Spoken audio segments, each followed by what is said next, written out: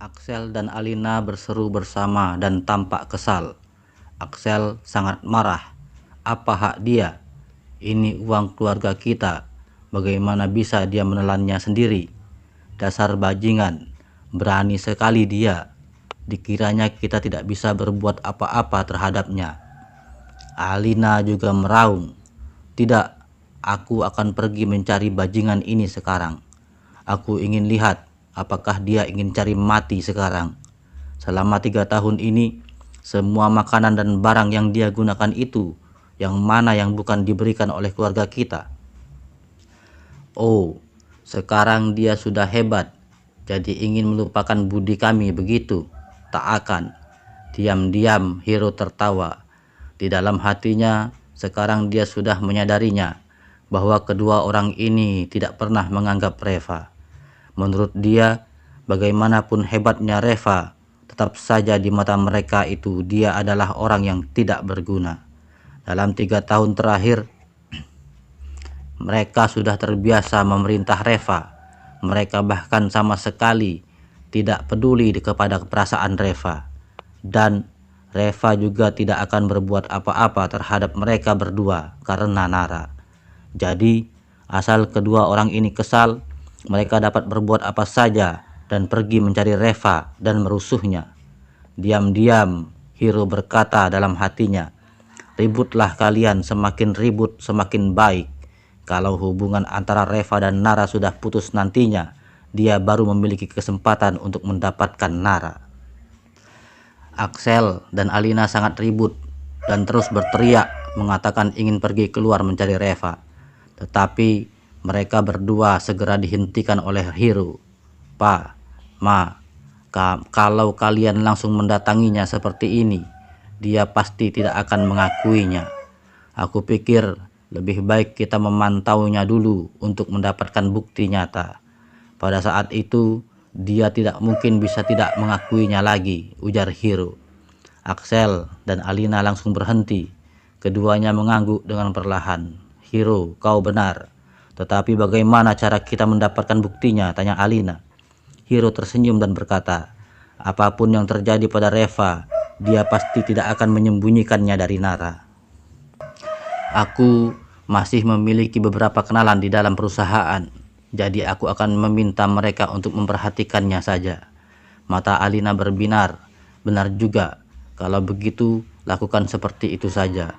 Hiro, kau harus mendapatkan buktinya. Pada sore hari, Reva dan Nara pergi ke perusahaan dengan membawa beberapa barang Nara ke rumah barunya. Sementara itu, Nara telah memutuskan untuk berusaha sebisanya tidak pulang ke rumah orang tuanya kalau tidak perlu-perlu banget. Kalau sesekali pulang untuk menjenguk orang tuanya, itu sama sekali tidak ada masalah. Tetapi dia juga tidak ingin membawa Reva ikut serta bersamanya. Dia benar-benar tidak ingin melihat Reva ditindas oleh kedua orang tuanya lagi. Setelah bersibuk ria sepanjang sore, Nara baru selesai memindahkan barang-barangnya. Tetapi dia tidak tahu bahwa masalah ini sudah diketahui oleh Hiro. Hiro sendiri yang datang mengintipnya. Matanya langsung terpana ketika dia melihat Nara memindahkan barang-barangnya ke Villa Rose Garden. Ini adalah villa di Rose Garden. Hiro biasanya paling-paling hanya pernah mengunjungi rumah di Rose Garden yang ada di depannya saja. Tetapi dia sama sekali belum pernah mengunjungi villa mewah di Rose Garden. Dan sekarang Reva dan Nara malah benar-benar pindah ke sini. Apa masih perlu ditebak lagi? Sudah pasti ini adalah hadiah dari Kenji untuknya. Hiro segera pulang untuk mencari Axel dan Alina dan memberitahu mereka mengenai hal ini. Begitu mendengar berita ini, Axel dan Alina langsung sangat emosi dan marah. Dasar bajingan, beraninya bajingan tak berguna ini menipu kita. Villa di Rose Garden itu pasti diberikan oleh Kenji kepadanya. Meskipun rumah mewah itu tidak sebagus rumah yang ada di Dragon Lake, tetapi bagaimanapun juga itu menempati urutan teratas di kota Carson. Dan dia juga tidak memberitahu kita mengenai ini. Dia benar-benar ingin menelan semuanya sendiri. Tidak bisa, ayo kita cari dia. Axel dan Alina bergegas keluar dan langsung pergi ke Villa Rose Garden. Hiro dan Hana juga mengikuti mereka. Ekspresi keduanya tampak sangat bersemangat.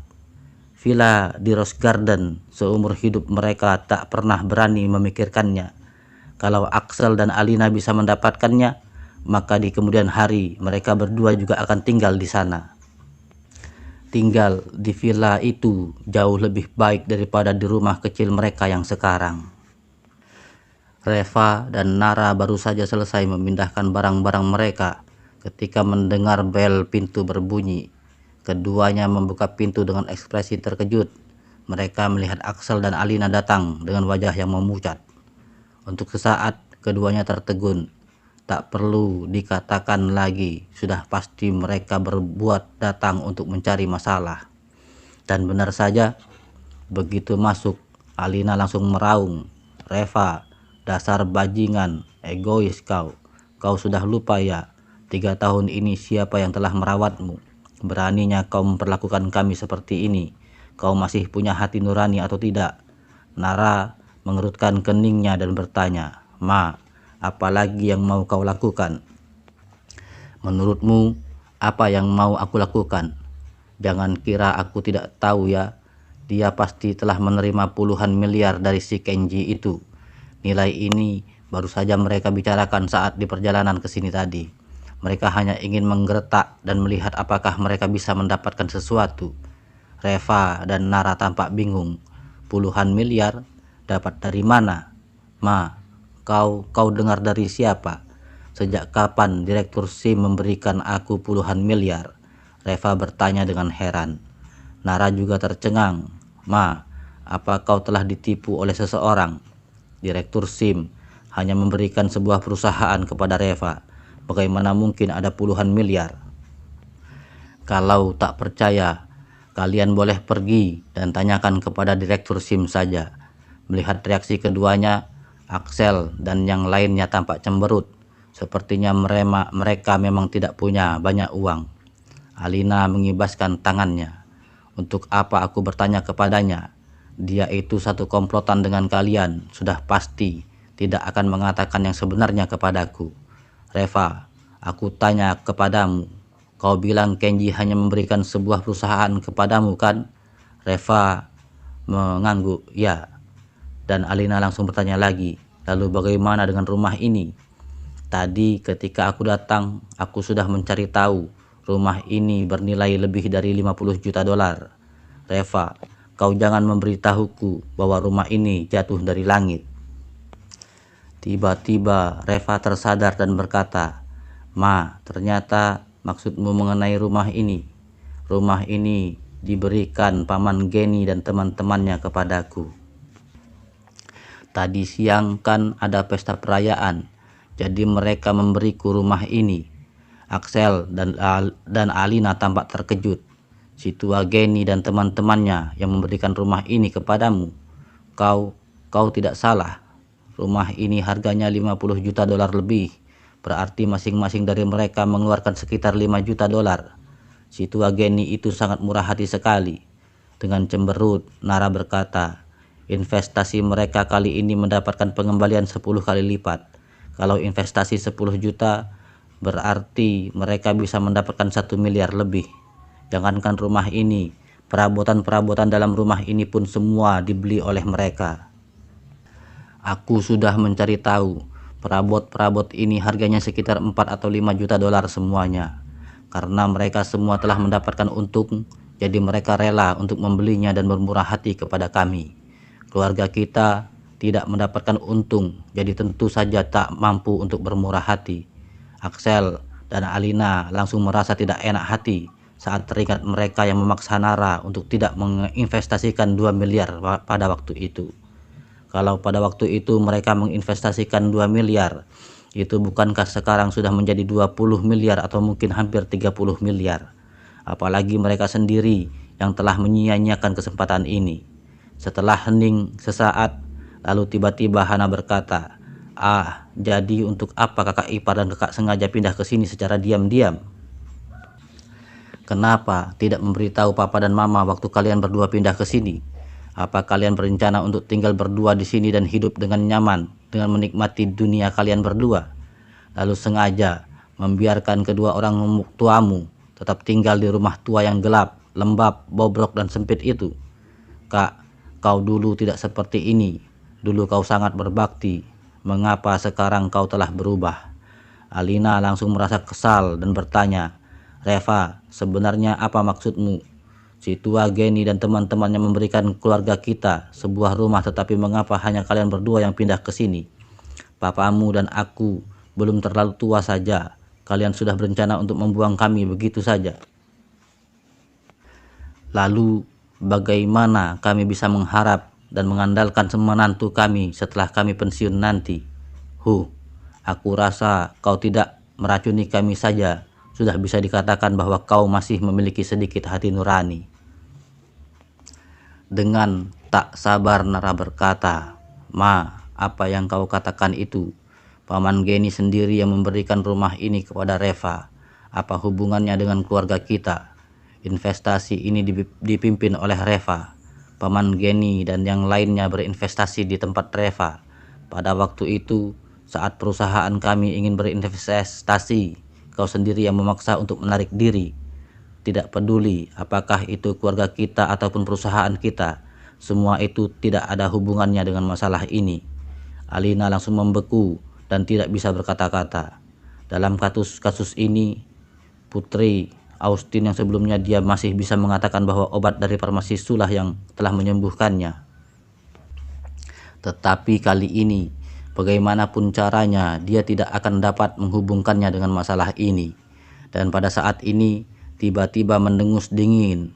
Kak, kau benar-benar tidak mengerti apa yang aku ucapkan itu. Apa maksudnya dengan hanya memberikan kepada Reva? Dan kau bilang tidak ada hubungannya dengan keluarga kita. Si Reva ini adalah menantu yang menikah ke dalam keluarga kita. Kalau sudah menikah, hartanya adalah harta milik bersama antara dia dengan istrinya. Bagaimana bisa harta dari menantu yang menikah ke dalam keluarga kita itu menjadi miliknya sendiri? Dia telah menumpang hidup dan makan di rumah kita selama ini. Dan pada saat itu, mengapa kau tidak mengatakan bahwa barang-barang itu milik keluarga kita, bukan miliknya? Oh, sekarang karena dia telah menghasilkan uang dan sudah hebat sehingga kau bisa mengatakan ini miliknya dan itu miliknya, begitu? Aku benar-benar belum pernah bertemu dengan orang yang sama sekali tidak tahu rasa berterima kasih, melupakan jasa dan budi orang lain. Alina mengangguk-angguk. Ucapan Hana memang benar. Dia adalah menantu yang menumpang di rumah kita. Semua barang-barangnya tentu saja milik kita juga. Kalau di masa lalu, menantu yang menumpang di rumah keluarga wanita itu sama saja dengan dia sudah menjual dirinya kepada keluarga kita. Punya hak apa dia mengatakan barang-barang itu miliknya? Aku kasih tahu ya, kalau hal ini terjadi di masa lalu, bahkan nyawanya itu pun sudah menjadi hak keluarga kita. Keluarga kita ingin dia mati, maka dia harus mati. Ngerti nggak? Dengan marah, Nara berkata, kau juga tahu dan bisa mengatakan bahwa itu di masa lalu. Tetapi sekarang sudah bukan masa itu lagi. Pikiran kolotmu itu sudah tidak berguna. Sekarang tidak ada lagi yang namanya menikah ke dalam atau keluar. Reva dan aku sudah menikah, jadi hubungan kami setara. Aku tidak peduli dengan apapun yang kalian pikirkan. Pokoknya rumah ini diberikan oleh Paman Geni dan teman-temannya kepada Reva. Jadi itu milik Reva dan tidak ada hubungannya dengan keluarga kita. Alina kesal. Dan apa yang kau bicarakan itu? Kenyataan kan memang dia menikah ke dalam keluarga kita. Semua orang di kota Carson juga tahu bahwa dia adalah menantu yang menikah ke dalam keluarga kita. Kau masih bilang dia setara denganmu. Kalau memang secara mengapa waktu dulu dia menerima $100.000 dari keluarga kita? Lalu dengan keras Nara berkata, gaji Reva selama 3 tahun ini juga setidaknya sudah ada $100.000. Hutang dia kepada keluarga kita sudah lunas sejak dulu. Dengan marah Axel berkata, Memangnya bisa sama? Waktu kita memberinya $100.000 itu merupakan sebuah bantuan kepadanya. Dia telah menerima jasa kebaikan ini, bukankah seharusnya dia menyimpannya di dalam hati? Nara tampak kesal. Kalau begitu, memangnya yang Reva lakukan untuk keluarga kita masih kurang? Sebelumnya, kalian mengambil pakaiannya dan memberikannya kepada Hiro, dan dia merubah ukurannya. Akibat saatnya pegawai toko datang untuk mengambil pakaiannya, malah menjadi Reva yang mengurus masalahnya. Lalu saat kalian berinvestasi dan kehilangan $300 juta uang perusahaan, kalian juga membuat Reva yang bertanggung jawab dan menanganinya lagi. Kalau bukan karena Reva, memangnya $300 juta itu bisa kembali, dan juga tidak diketahui apakah kalian akan masuk penjara atau Reva yang masuk penjara. Kemudian masalah di acara resepsi genting itu, kalau Reva tidak membantu Anya, memangnya kalian bisa ikut menghadirinya? Lalu mengenai masalah pamanku dan keluarganya yang datang ke sini, wajah Axel memerah karena merasa malu. Dengan cepat dia mengibaskan tangannya dan berkata, "Sudah cukup, jangan bicarakan itu. Hari ini aku datang ke sini untuk membahas masalah rumah ini. Siapa yang memintamu untuk mengungkit hal-hal lama? Memangnya mengungkit hal-hal lama itu menarik ya?" Dengan cemberut Alina berkata, "Memang tuh, pada waktu itu Reva sendiri yang melakukannya dengan sukarela. Kami tidak memaksanya kok." Nara sangat marah sekali. "Kalian masih berani mengatakan itu tidak memaksakan? Ya, kalian memang tidak memaksanya secara langsung, tetapi kalian semua memberikan tekanan kepadaku, dan itu hampir membuatku mati. Reva tidak ingin membuatku serba salah, sehingga dia menyetujuinya. Tetapi sekarang kalian malah tidak mengakui perbuatan kalian," batin Nara di dalam hatinya. Nara menggertakkan gigi dan berkata dengan geram, "Ini bukan mengungkit masalah lama, tetapi yang aku katakan ini memang kenyataan. Aku masih tetap dengan ucapanku tadi. Hutang Reva kepada keluarga kita sudah lunas. Rumah ini miliknya dan tidak ada hubungannya dengan keluarga kita." Axel dan Alina sangat marah dan masih ingin berbicara, tetapi Hana langsung menyela dan berkata dengan sinis, "Sudahlah, Pa, Ma, jangan bicara lagi. Apakah kalian masih belum menyadarinya? Nara sejak tadi terus mengatakan bahwa rumah ini milik Reva dan tidak ada hubungannya dengan kami. Sebenarnya kau sendiri yang ingin pindah ke sini dan tinggal di villa yang mewah ini kan? Lalu kau sengaja membiarkan Papa dan Mama tetap tinggal di rumah yang bobrok itu.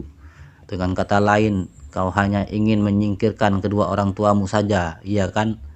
Dulu waktu mencari menantu yang menikah ke dalam rumah, kau selalu mengatakan bahwa dia akan disuruh untuk merawat Papa dan Mama. Tetapi sekarang kau lihat sendiri, setelah ada perusahaan, villa, dan mobil mewah, kau malah ingin menyingkirkan kedua orang tuamu. Akhirnya aku baru mengerti bahwa orang yang hati nuraninya sudah tertutup ternyata bisa melakukan hal apapun. Pa, Ma, kalian jangan marah lagi. Kalian anggap tidak pernah memiliki putri seperti itu saja.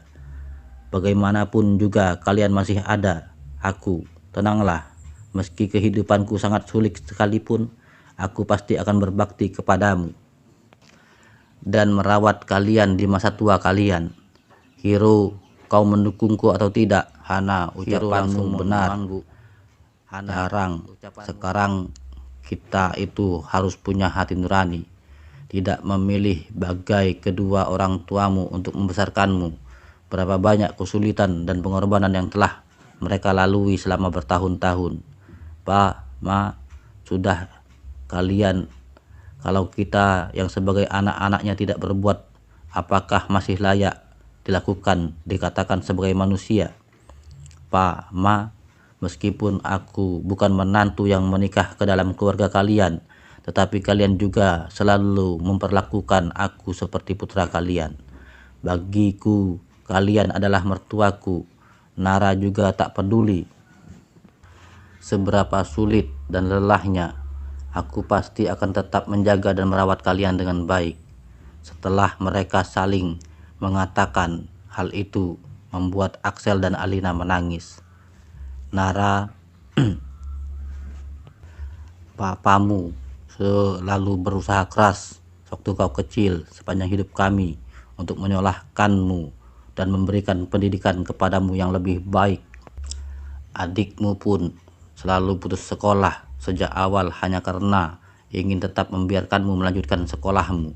Tetapi pada akhirnya setelah kau sukses dan berhasil, kau malah memperlakukan kami seperti ini. Aku sangat menyesal karena aku tak mampu mendidikmu dengan baik, ujar Alina sambil menyeka air matanya. Nara merasa sangat marah sekali. Dulu itu Hana sendiri yang tidak ingin pergi ke sekolah, sehingga memutuskan untuk berhenti sekolah sebelum waktunya. Selain itu, pada saat itu mereka masih berada di rumah keluarga Su yang lama.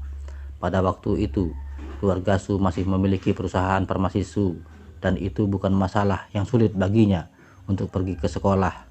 Bagaimana bisa dikatakan bahwa mereka telah berusaha keras untuk menyekolahkannya? Dan si hero itu juga sangat pandai berpura-pura. Ucapan macam apa itu yang mengatakan akan merawat mereka seperti orang tuanya sendiri? Orang tuanya sendiri saja entah kapan dia pernah merawatnya. Kalau bukan karena melihat keluarga kami memiliki perusahaan ini, apakah dia masih akan berlagak seolah-olah berbakti? Orang tuanya sendiri saja masih bertani di pedesaan. Nara hanya bermuram, berujar di dalam hatinya. Dia tidak berani mengucapkan semua kata-kata itu. Kalau dia mengucapkan ini semua, masalah ini nanti akan tidak ada habisnya. Kemudian, dengan perlahan Axel menggelengkan kepalanya dan berkata, "Tidak peduli seberapa banyak pun kalian menghasilkan uang, tetapi sebagai manusia, itu harus tetap ingat dengan jasa dan budi orang tua kalian. Aku benar-benar tidak menyangka bahwa anak-anak yang aku didik sendiri akan melupakan jasa-jasa orang tuanya sendiri. Nara, apakah kau sudah lupa waktu kecil dulu ketika mamamu mengajakmu pergi bermain? Saat sebuah sepeda motor datang, mamamu lah yang memelukmu dan menghadang sepeda motor itu dengan punggungnya. Sampai sekarang pun bekas luka itu masih membekas di punggung mamamu. Dan saat cuaca mendung dan hujan, sekujur tubuh mamamu kesakitan. Pantaskah kau bersikap seperti ini kepada mamamu?" Mata Nara memerah. Mau tak mau, dia mengingat kembali hal-hal itu di masa kecilnya. Sebenarnya, orang tuanya memang sangat baik kepadanya. Dan alasan mengapa dia merasa kesal kepada orang tuanya adalah karena melihat ketamakan dan ketidakadilan mereka terhadap Reva. Namun, saat mengingat kembali peristiwa di masa lalu, itu membuatnya sulit untuk bersikap tega terhadap kedua orang tuanya. Reva menghela nafas. Tentu saja dia mengerti perasaan Nara yang merasa serba salah itu. Setelah keheningan yang cukup lama, lalu dengan lembut Reva memecahkan keheningan itu. Dia berkata, "Pa, Ma, lebih baik kalian pindah dan tinggallah di sini." Mendengar ucapan Reva itu, mulut Nara langsung bergetar, seolah-olah ingin berbicara, tetapi pada akhirnya dia juga tidak menghentikannya. Dia tahu bahwa Reva melakukan itu semua demi kebaikannya sendiri dan tidak ingin membuat dirinya sedih dan serba salah. Tetapi mereka masih tinggal bersama seperti ini. Di kemudian hari, Reva pasti akan menderita dan ditindas lagi. Dia menatap Reva dengan penuh kasih sayang dan merasa sangat tersentuh. Pada awalnya, pernikahan itu terlalu dipaksakan. Dia dan Reva sama sekali tidak memiliki perasaan apapun. Tetapi sekarang, sedikit demi sedikit hatinya telah meleleh dan memiliki rasa terhadapnya. Bisa mendapatkan pria seperti itu benar-benar berkah terbesar yang Tuhan berikan kepadanya.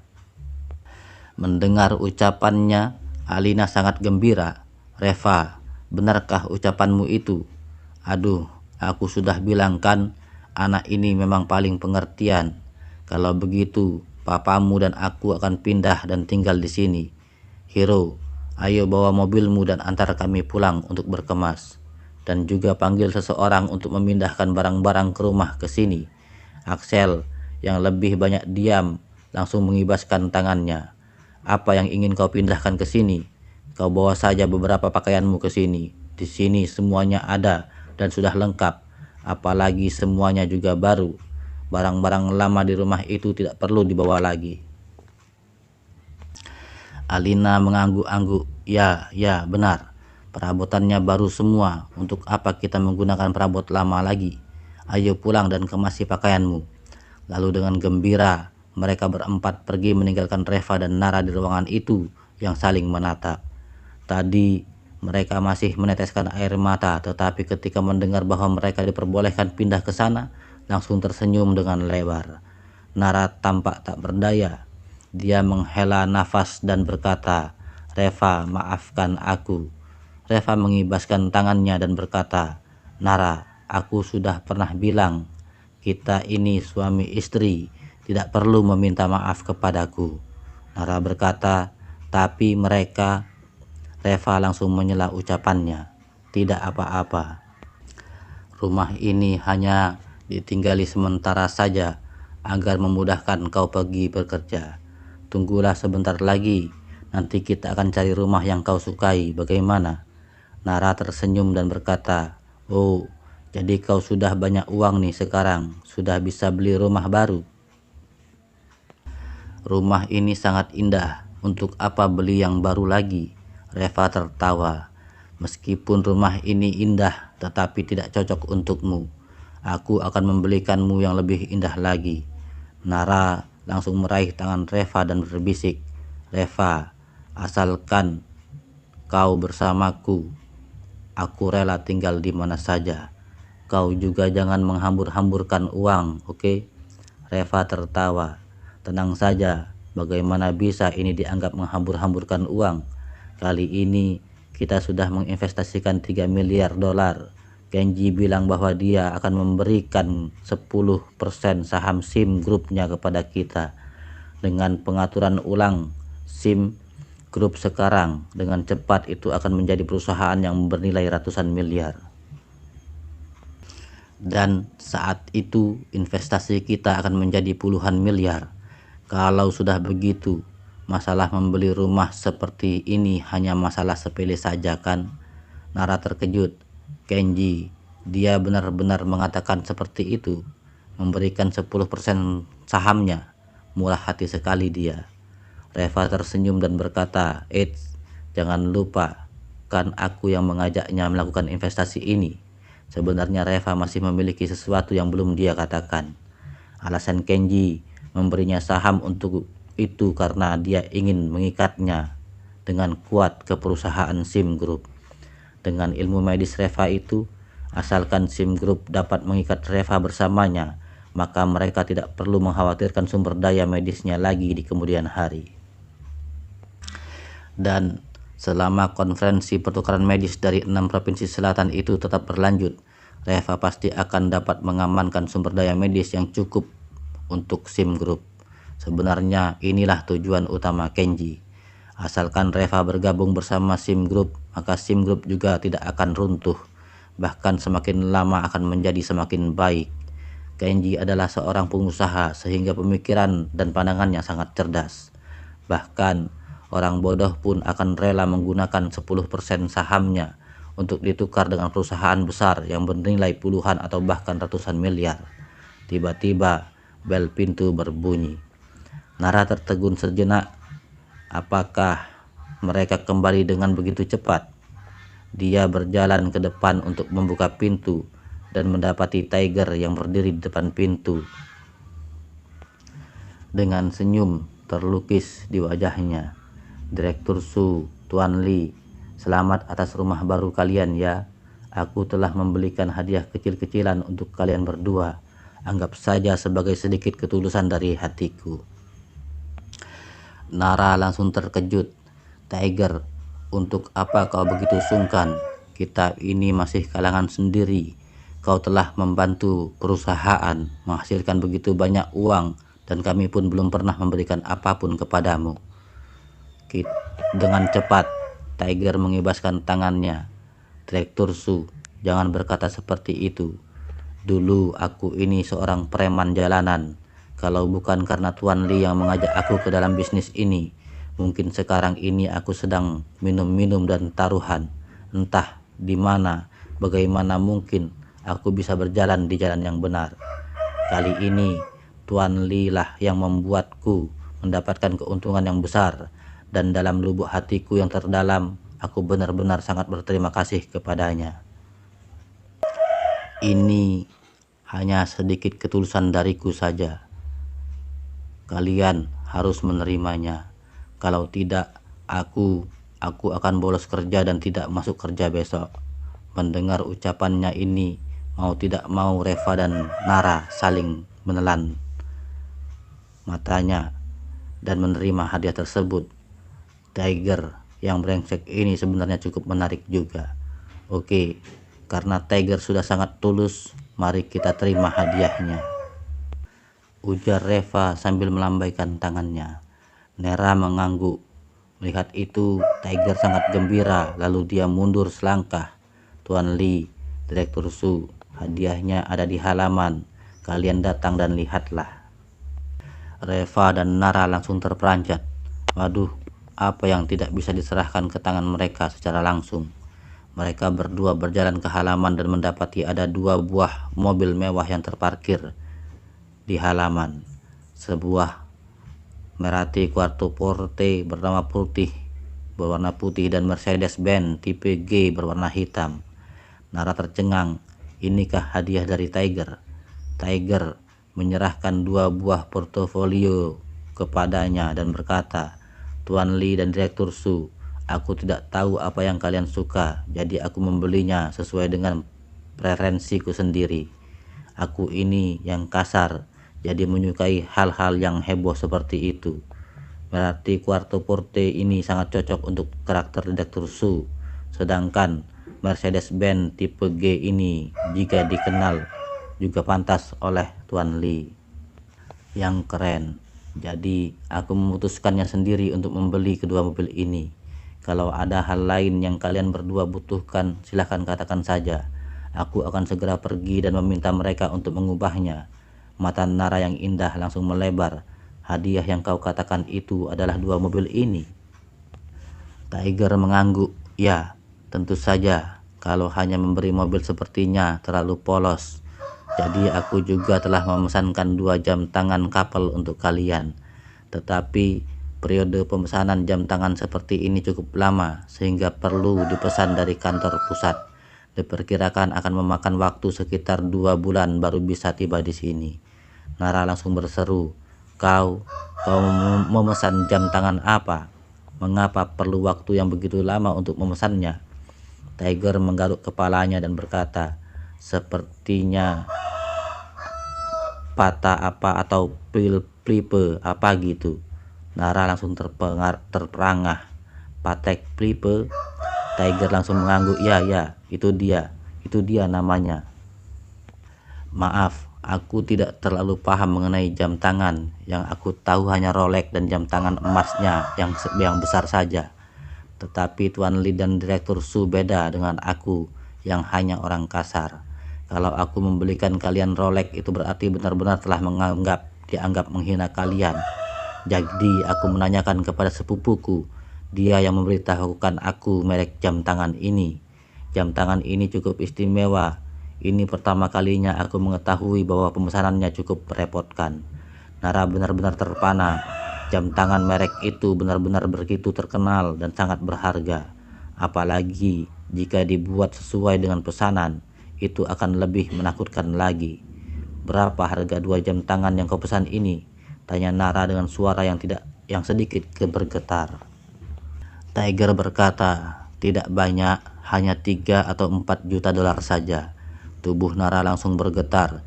3 atau 4 juta dolar untuk sepasang jam tangan? Kau membiarkan kami memakai jam tangan seharga 2 juta dolar lebih di tangan kami masing-masing.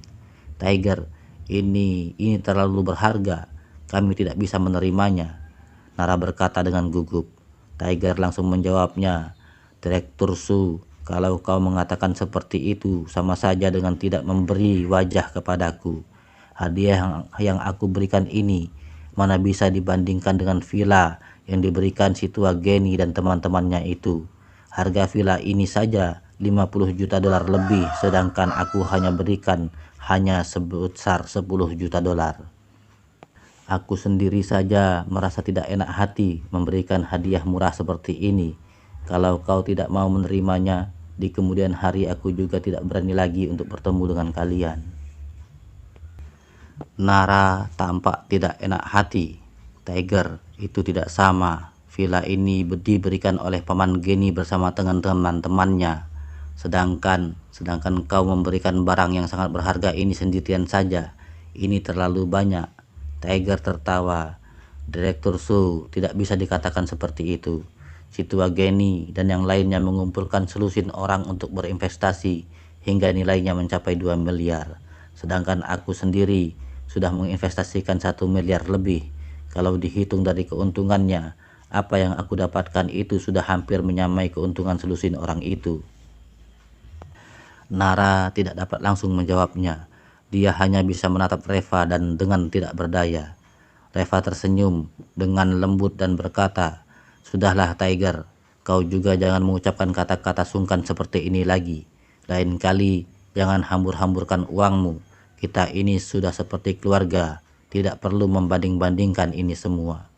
Kita sudah seperti keluarga sendiri."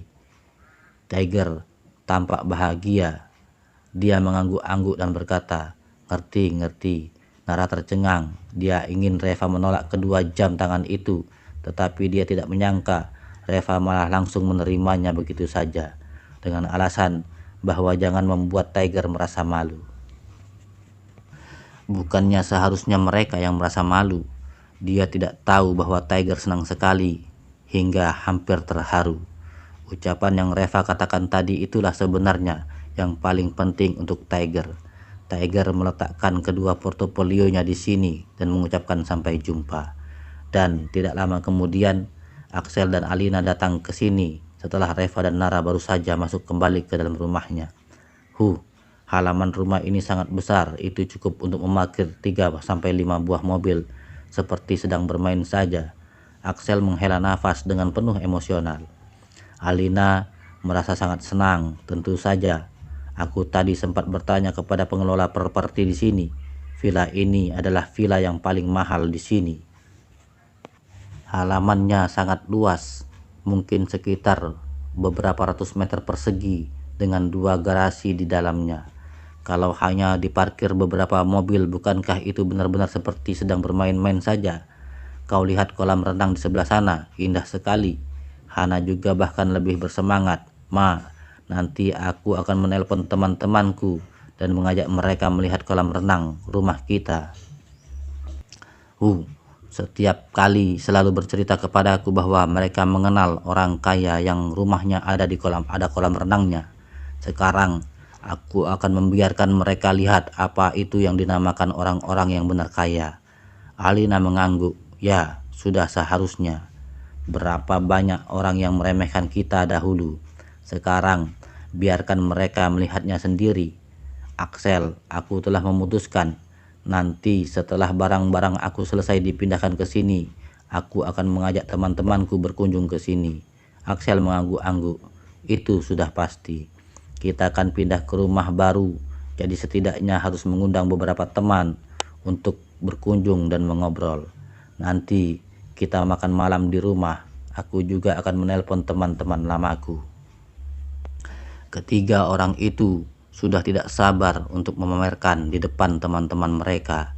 Lalu tiba-tiba Hiro bertanya, "Hei, mengapa muncul 2 mobil di halaman?" Ketiga orang lainnya menoleh dan melihatnya. Tatapan Hana langsung tertuju pada Maserati putih itu. Lalu dengan tertegun berkata, "Mobil ini sangat indah sekali. Itu adalah Maserati Quattroporte. Salah satu sahabatku sering pamer bahwa dia kenal dengan bos wanita yang mengendarai Maserati. Wah, mobil ini keren sekali. Kalau bisa mengendarainya, aku pasti akan senang sekali." Dengan antusias, Hiro juga melihat Mercedes-Benz tipe Big G. Semua pria pasti tertarik dengan kendaraan off-road tersebut. Alina yang tidak mengerti soal mobil bertanya dengan heran, "Apakah mobil seperti ini sangat mahal?" Hiro mengangguk. "Sangat mahal. Masing-masing mobil ini jauh lebih mahal daripada Panamera yang kau beli sebelumnya. Mata Alina langsung berbinar-binar. Benarkah? Pantas saja tampak indah sekali. Ini mobil siapa? Kenapa diparkir di halaman rumah kita? Mobilnya belum ada plat BG, mobil baru dibeli. Hana tersadar lalu dengan cepat berkata, "Ma, jangan-jangan ini juga diberikan oleh para bos-bos itu. Si tua Geni dan teman-temannya memberikan rumah. Bisa jadi bos-bos lain itu memberikan mobil-mobil ini kan?" Mata Alina langsung berbinar. Ya, benar. Ucapanmu itu sangat mungkin. Kalau tidak, mengapa mobil baru yang belum ada plat nomor ini diparkir di depan halaman rumah kita? Ayo masuk, cepat kita ambil kunci mobilnya. Suamiku, aku tidak mau tahu mobil Mas Cia apa tadi itu. Di kemudian hari aku yang akan mengendarainya ya. Axel mengangguk. Tidak masalah, aku akan menggunakan Mercedes-Benz itu. Mobil ini sangat keren dan cocok untukku. Hana langsung cemberut. Pa, Ma, terus bagaimana dengan aku? Di kemudian hari aku masih harus membantu kalian mengelola apotek. Jadi aku juga harus punya mobil. Axel dan Alina saling menatap. Alina berkata, "Suamiku, berikan BMW-mu itu kepada Hana. Dia benar. Nantinya dia harus menangani banyak hal untuk apotek kita. Jadi dia pasti akan memerlukannya." Axel mengangguk. Ya. Oke, BMW-nya akan menjadi milikmu mulai sekarang. Hana merasa tidak rela. Sebenarnya dia lebih menginginkan Maserati itu. Tetapi kalau melihat sikap Alina sekarang, dia pasti tidak akan memberikannya Maserati itu. Hiro yang berada di sampingnya tampak iri. Dia juga menginginkan sebuah mobil, tetapi masalahnya ketiga orang ini saja tidak cukup untuk dibagi. Dia masih bisa menginginkan apa lagi? Setelah hening selama beberapa saat, lalu diam-diam Hiro menarik pakaian Hana dan mengedipkan matanya. Hana langsung mengerti dan segera menghentikan Alina. Ma, jangan pergi dulu. Aku ingin mendiskusikan sesuatu denganmu. Alina mengerutkan keningnya. Ada apa? Memangnya tidak bisa dibicarakan di dalam rumah? Hana berbisik. Ma, begini.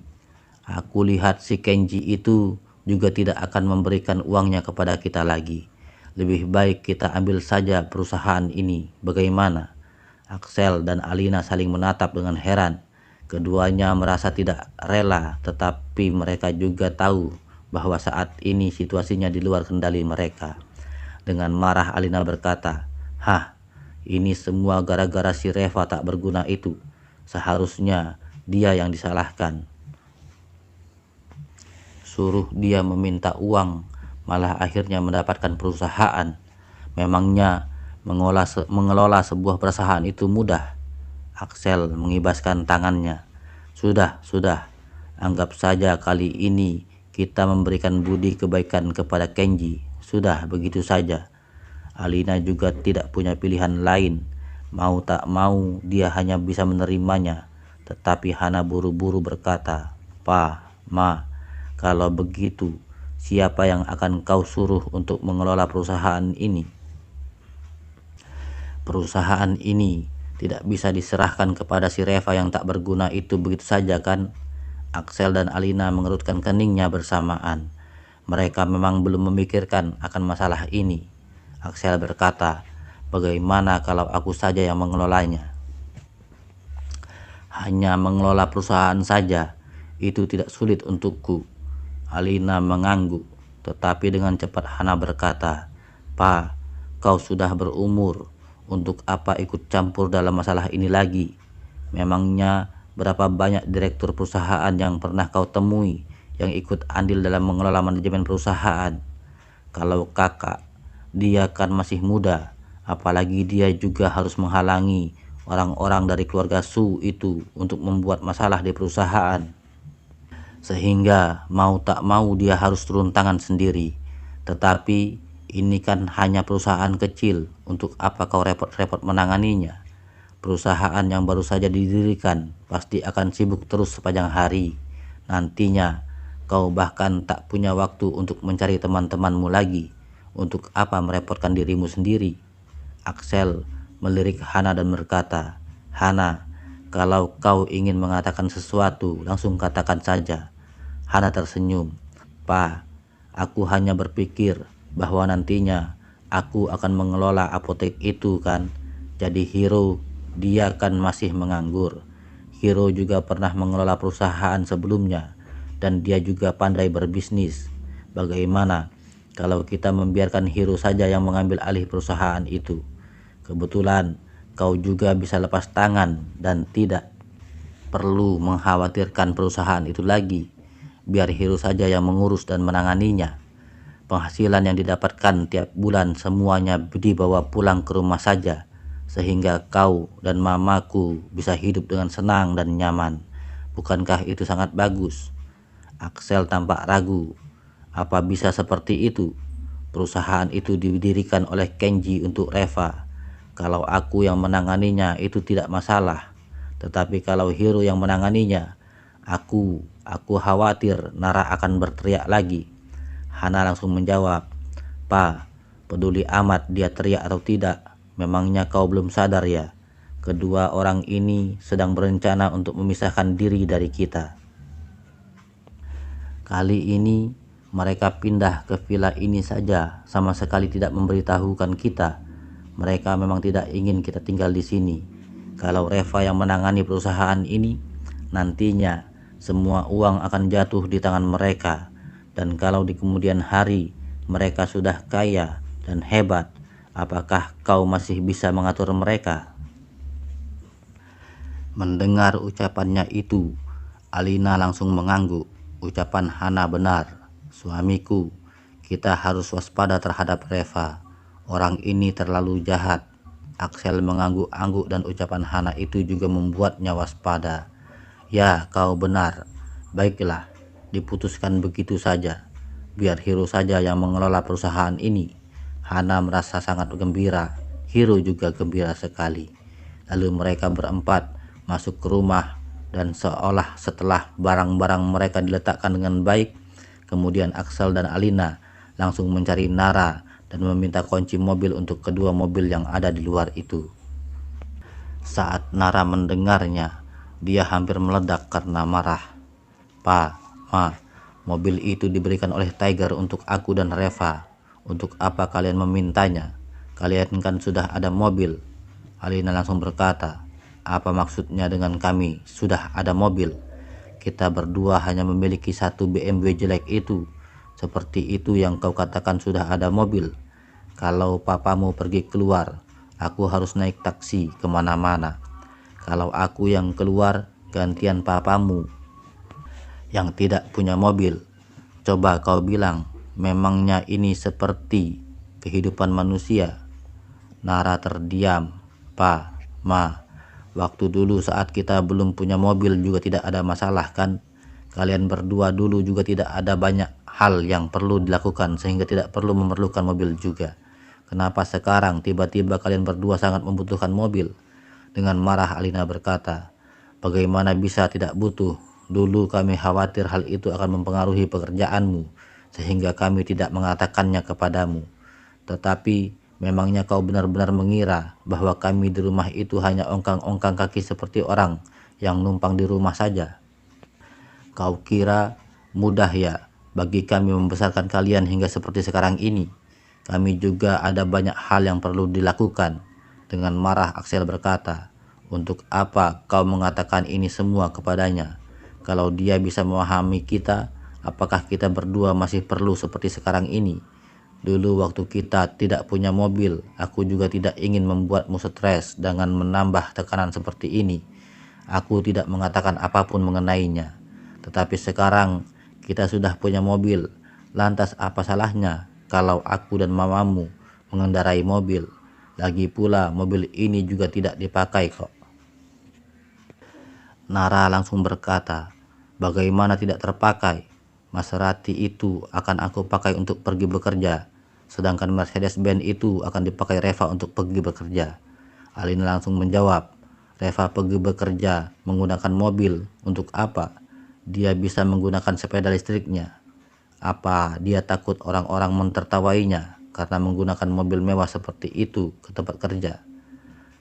Kau tidak merasa malu tetapi papamu dan aku tidak mau menanggung rasa malu ini. Nara tercengang, mengapa orang-orang akan tertawa kalau menggunakan mobil ke tempat kerja? Alina menatapnya. Menurutmu, menantu sampah yang menumpang di rumah kita bisa-bisanya memakai mobil mewah yang bernilai jutaan dolar untuk pergi kerja. Kalau sampai didengar oleh orang lain, apa yang akan mereka katakan mengenai keluarga kita? Mereka akan bilang putriku sudah tergila-gila dengan menantu sampah ini. Dia menghambur-hamburkan uangnya demi suami yang tak berguna itu, membeli mobil mewah untuknya, sementara keluarganya masih harus naik taksi kalau kemana-mana. Nara, walaupun kau tidak mempertimbangkan reputasimu sendiri, tetapi setidaknya kau harus menjaga reputasi kedua orang tuamu. Nara terdiam. Ma, logika macam apa itu? Mobil Reva ini diberikan oleh Tiger. Apa hubungannya dengan menantu yang menikah ke dalam keluarga kita? Dia mendapatkannya dengan kemampuannya. Alina langsung mendengus dingin. Mendapatkannya dengan kemampuannya sendiri, kau bilang? Siapa yang tahu?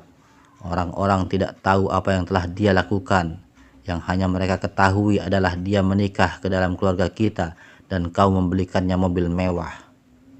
Nara, gosip-gosip yang dibuat oleh orang-orang itu menakutkan. Nara masih ingin berbicara tetapi Reva mendahuluinya dan berkata, Nara, dari sini ke rumah sakit sangat dekat. Aku bisa menggunakan sepeda listrik untuk ke sana. Alina langsung bertepuk tangan dan sambil tersenyum berkata, lihat kan, Reva memang lebih pengertian. Nara, kau harus banyak belajar dari Reva. Nara menatap Reva dengan tidak berdaya. Dia tahu bahwa Reva tidak ingin membuatnya susah hati, jadi dia memilih untuk mengalah. Sebenarnya itu hanya salah satu alasan Reva yang tidak ingin dia merasa susah hati. Alasan lainnya, Reva masih tetap ingin bersikap sederhana saja, karena dia masih harus mengembangkan kekuatannya secara perlahan-lahan. Hana langsung mengambil 2 portofolio yang ada di atas meja. Pa, Ma, berikan kunci mobilnya. Berikan aku kunci mobil BMW. Axel mengangguk. Lalu dia mengeluarkan kunci mobil BMW-nya dan menyerahkannya kepada Hana. Hana tampak bahagia. Meskipun mobil ini tidak sebagus kedua mobil mewah itu, tetapi setidaknya masih cukup pantas untuk dipamerkan. Nara tertegun dan berkata dengan cemas, Pa, Ma, kalian membagi 3 mobil itu begitu saja. Lalu bagaimana dengan aku? Aku pakai apa ke tempat kerja?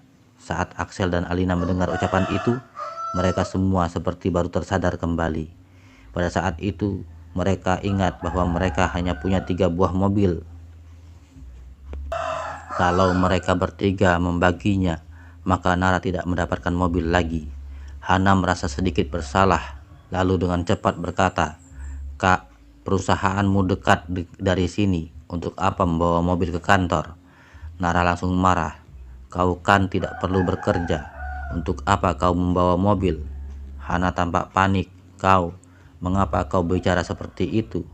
Axel mengibaskan tangannya. Nara benar, sebagai bos perusahaan dia benar-benar membutuhkan sebuah mobil. Kalau tidak, bagaimana cara dia pergi untuk membicarakan bisnis dengan orang-orang? Masa naik taksi? Hana, berikan BMW itu kepada Nara. Hana tidak rela. Dia sama sekali tidak ingin mengeluarkan kunci mobilnya. Dan pada saat ini, Reva langsung berkata, Ma, berikan Maserati itu kepada Nara. Alina langsung berteriak seolah-olah ekornya baru saja terinjak. Reva, apa yang kau katakan? Sejak kapan kau punya hak untuk mengurusi urusan keluargaku? Berani-beraninya mengatur-atur aku. Dengan tenang Reva berkata, Ma, mobil ini lebih cocok untuk anak muda, jadi tidak cocok untukmu. Apalagi kau juga tidak bisa mengemudi. Kalau hanya untuk ditumpangi, BMW itu lebih cocok untukmu. Sebagai direktur dan CIO dari perusahaan, Nara paling cocok mengendarai Maserati ini. Alina mana peduli dengan cocok atau tidaknya itu. Yang dia inginkan hanya martabatnya di depan orang-orang. Kau tahu dari mana aku tidak bisa mengemudi?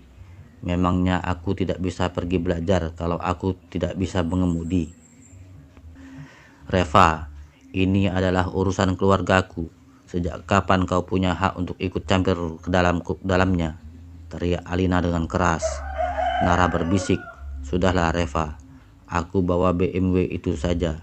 Kali ini Reva tidak mau mengalah. Dengan tenang dia berkata, "Ma, aku melakukan ini juga demi kebaikanmu. Kedua mobil ini diberikan oleh Tiger kepada kami. Mobil aku itu, aku tidak masalah dengannya. Lagi pula, jarak kantorku dari sini juga cukup dekat, sehingga tidak perlu membawa mobil. Tetapi, Nara sangat membutuhkan mobil ini. Apalagi Tiger sekarang juga bekerja di perusahaan Nara. Kalau Tiger melihat Nara tidak menggunakan mobil yang diberikannya, tetapi malah menggunakan BMW, menurutmu apa yang akan dipikirkan oleh Tiger? Kalian semua juga tahu perangai Tiger. Kalau dia sudah marah, tidak ada yang bisa menghentikannya. Kalau sampai masalah ini menjadi besar, tidak menutup kemungkinan dia mengambil kembali kedua mobil itu, dan ini pun hanya masalah sepele. Yang paling aku khawatirkan itu kalau dia sudah mulai bertindak, dan itu akan menjadi sangat sulit untuk ditangani. Mendengar ini, Alina langsung panik. Peristiwa sebelumnya telah membuat mereka semua menyaksikan kekuatan dan kekejaman Tiger. Orang-orang itu disuruh minum semua bir yang ada di hotel. Mereka semua masih mengingatnya. Beranikah mereka menyinggung Tiger? Mereka benar-benar tidak punya nyali. Axel lalu berkata sambil memutuskan, "Aku pikir ucapan Reva benar. Kau gunakan saja BMW itu. Mobil itu sesuai dengan karaktermu. Nara sebagai CEO perusahaan tentu saja harus menggunakan Maserati Quattroporte, dan ini sangat cocok untuknya." Mau tidak mau, Alina bergumam dengan suara rendah dan tidak rela. Orang-orang macan apa sih ini? Mobil yang sudah diberikan kepada keluarga kita, masa bisa diambil balik? Kalau tidak tulus, lebih baik tidak usah dikasih. Sudah dikasih, untuk apa mengkhawatirkan apa yang akan orang lakukan dengan mobilnya itu? Nara yang sudah marah saat mendengarnya menjadi semakin marah. "Ma, kalau menurutmu Tiger seharusnya tidak perlu memberikan mobil ini kepada kita juga tidak apa-apa. Aku akan mengembalikan mobil-mobil ini kepadanya sekarang juga, oke?" Axel langsung panik. Alina boleh tidak menginginkan mobilnya itu, tetapi dia tidak rela mengembalikan Mercedes-Benz tipe G ini.